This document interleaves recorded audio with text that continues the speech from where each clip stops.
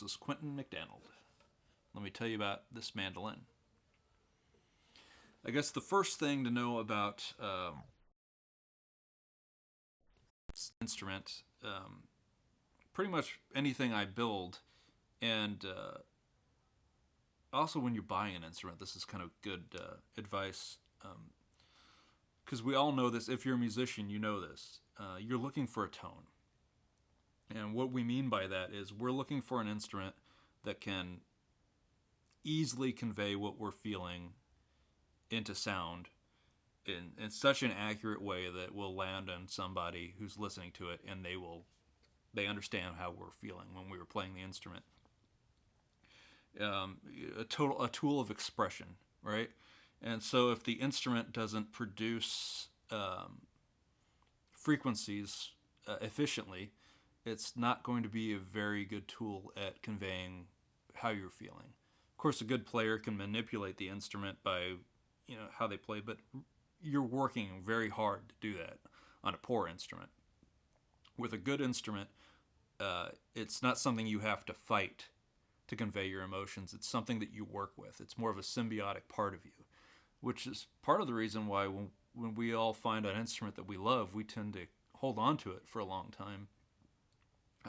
Those of us who are chasing that, I mean, there's definitely a superficial element to musical instruments with craftsmen and buying.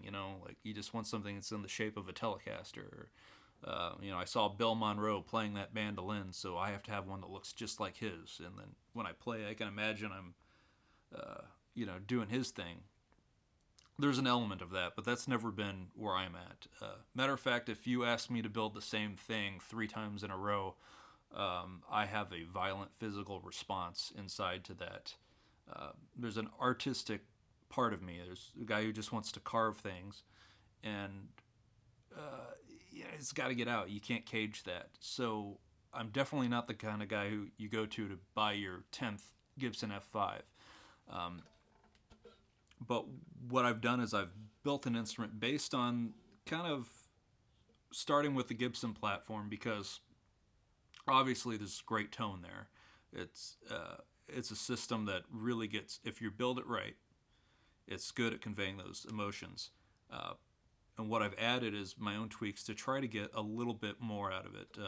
Instead of a softer wood kerfing around the top plate on the inside, you can't see it.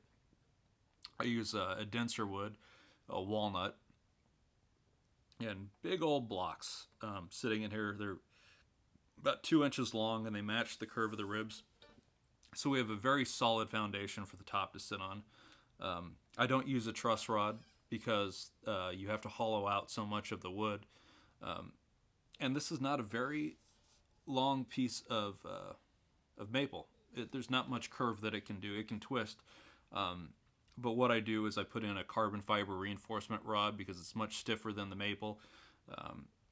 It gives customers a little reassurance that the thing's not going to twist, even though it probably wouldn't for a good 40 or 50 years. But there's a little bit of that reassurance in your mind, and it does not alter the natural tone of the wood at all. Like when you remove a giant chunk out of it and put in a big old piece of steel to artificially make the neck flexible, and then you have to keep adjusting it seasonally. I love solid casts, bronze tail pieces. That's my favorite. They don't rattle like the standard stamped plate pieces. Red spruce. There's not so many of those trees left, and of course they're buying them up like crazy so they can make as many cheap instruments as possible. So I figure if we're just going to cut them all down and waste them anyway, on beginner instruments, I might as well get a few myself and build something that I feel is adding to the human story, other than just factory production instruments that are going to be in landfills within the next 15, 20 years. I don't know. This might be too. We don't know. I've changed my sound port. It's shifted a little lower to the parabolic shape of the back.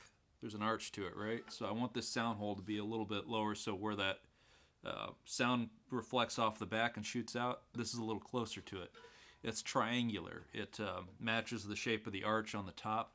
I think it's a little better for bass response. I stole that idea from Mesa Boogie, who makes triangular shaped ports in their bass cabinets. So when you're trying to get more bass out of something that has no bass, I look to the bass cab makers and stole their ideas. I took it from them. I took it from the dumb dakinis. What? Sorry, it's from Willow. I'll shut up now about that. Moving on. So anyway, those are my tools for tone.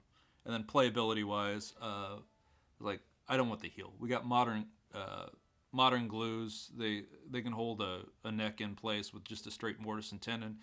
I thought, what if the neck is just set kind of like how you do a Gibson Les Paul? We set it in there so there's not really a heel to worry about.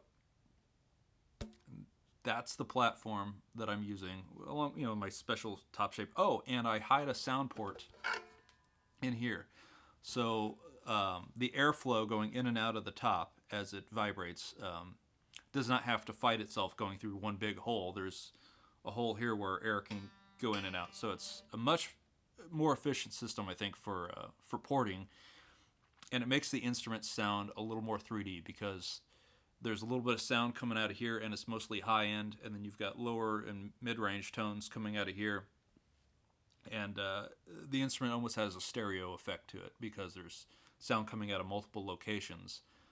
An F style, with F holes, has a similar situation, but they're up and down, so you're not getting as much of a big stereo effect with your ears as you do here, where you have high end coming more on this end, and then in the center you have mid-range. So I like that. I'm sticking with it. That's part of my recipe.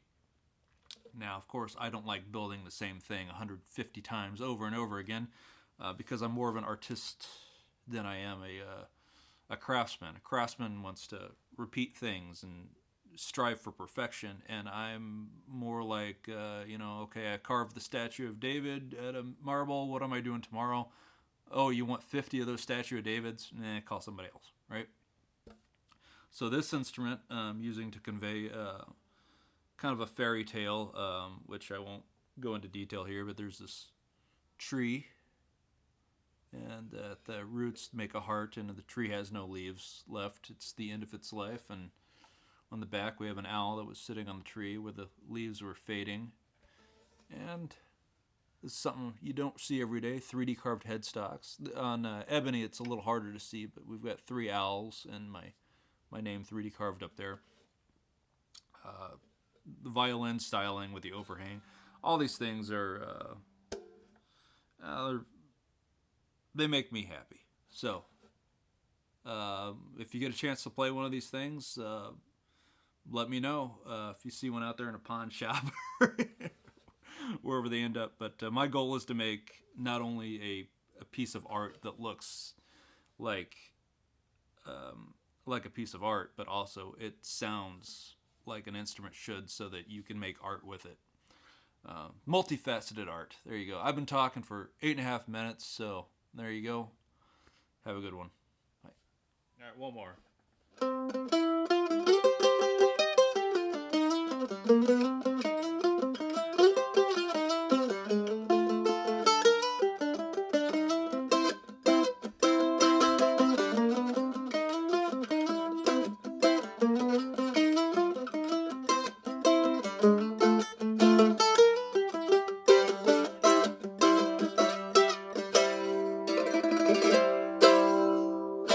Oh, mandolin.